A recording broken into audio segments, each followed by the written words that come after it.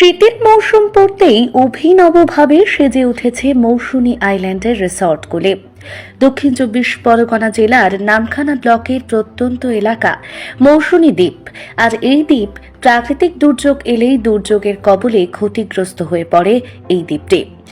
এই দ্বীপের পাশে থাকা ছোট ছোট কটেজগুলি ভ্রমণপ্রিয় মানুষদের থাকার জন্য এখন অন্যতম ডেস্টিনি। আর সেগুলি অভিনবভাবে সাজিয়েও তুলেছে কটেজের মালিকেরা। স্পেশালি আমি এখানকার সাজেরবাতির একটা জিনিস বলবো যে এখানকার যে বারবিকিউ হয়, this is the best thing. আর দারুণ বানায় বারবিকিউ। আর সব থেকে ভালো বলবো আমি এদের স্টাফদের বিহেভিয়ার এগ্রেসিভ। প্র্যাকটিক্যালি আপনি যখন কোনো জায়গায় যাবেন যে কোনো ব্যাপারের মধ্যে 19-20 থাকতেই পারে, এদিক ওদিক একটু আধটু হয়ে যায়, কিন্তু সব কিছু ম্যানেজ হয়ে যায় সেখানকার স্টাফদের বিহেভিয়ারে। দে আর ভেরি কোঅপারেটিভ। আর তাদের বিহেভিয়ার মানে ভীষণ মাটির মানুষ এখানকার লোক। তো আমি এটা রিকোয়েস্ট করব যে আপনারা এখানে আসুন, এদেরকে সুযোগ দিন। কারণ আরেকটা ব্যাপার, এইখানে যখনই আয়লা আসে বা যখনই কোনো প্রাকৃতিক দুর্যোগ হয়, ভীষণভাবে বিপর্যস্ত হয় এখানকার মানুষরা।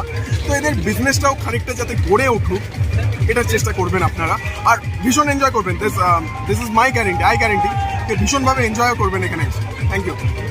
31 এখানকার অ্যাম্বিয়েন্স খুব ভালো লাগছে, বাদি পাচ্ছে, তারপর ডিজে চারদিকে হেভি লাগছে। আর এখানকার স্টাফদের বিহেভিয়ার খুব ভালো। আর খাবারের মধ্যে আমার বারবিকিউ সব থেকে বেস্ট লেগেছে। এছাড়া এখন অব্দি আমি লাঞ্চ করেছি, লাঞ্চে সব খাবার ভালো।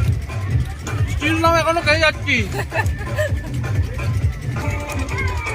হ্যালো, সাজবাতিতে এসছি আমরা 31-এ।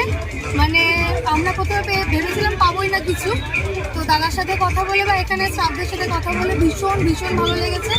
প্রত্যেকটা জিনিস আমাদের জন্য অ্যারেঞ্জ করেছে ওরা, মানে যেটা লাস্ট মোমেন্টে অ্যারেঞ্জ করা পসিবল না সেটাও পসিবল করেছে। ঠিক আছে, মানে আমাদের মানে কটেজ থেকে আরম্ভ করে প্রত্যেকটা জিনিস অ্যাভেলেবেল করেছে। এমনকি যা যা প্রয়োজন প্রত্যেকটা জিনিস তোমরা প্রত্যেককে আসো, ভীষণ এনজয় করবে। এখানের অ্যাম্বিয়েন্স প্লাস এখানের ফুড, সব থেকে বড় কথা ফুড এখানের টু মাচ ডিলিশিয়াস।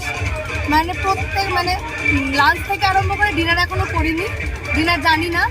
আমরা সন্ধ্যেবেলার বারবিকিউ খাচ্ছি এখনও পর্যন্ত, মানে এখনও রাত 12টা হয়তো বাজতে যাচ্ছে, তো এখনও পর্যন্ত আমরা খেয়ে যাচ্ছি। এরপরও আর কী হবে আমি জানি না, বাট অ্যাম্বিয়েন্স টু গুড।